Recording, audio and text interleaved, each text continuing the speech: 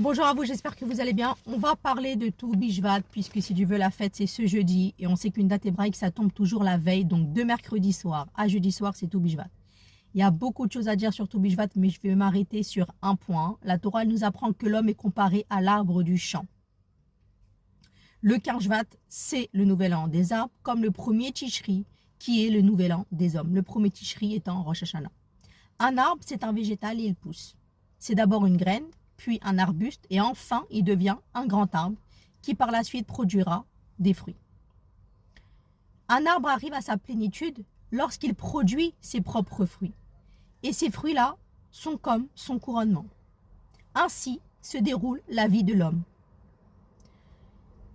qui arrive à sa pleine signification que si, productrice d'avenir, elle est capable de transmettre ses propres fruits à la génération suivante. Comme l'arbre, l'homme est un être qui se cultive. Même si on a eu une journée positive envers notre prochain, dans notre comportement, dans l'étude de la Torah, dans la pratique des mitzvot, etc., il est nécessaire de pousser en permanence. Tel est ce que l'homme, de manière générale, et en particulier un juif, doit apprendre d'un arbre.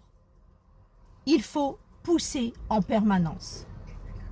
Il faut faire en sorte, il faut se renforcer pour faire en sorte que la journée de demain sera meilleure que celle d'aujourd'hui.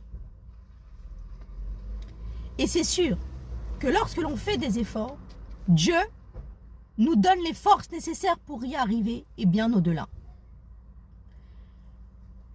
De la même façon qu'un arbre, il a des racines, nous avons nos racines. Quand on regarde comment un arbre il est composé,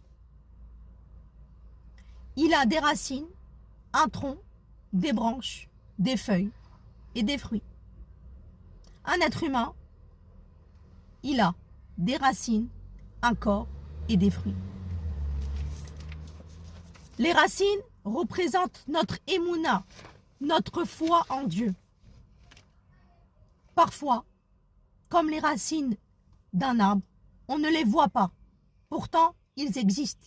Les racines d'un arbre, ils sont cachés sous la terre, mais ils sont là.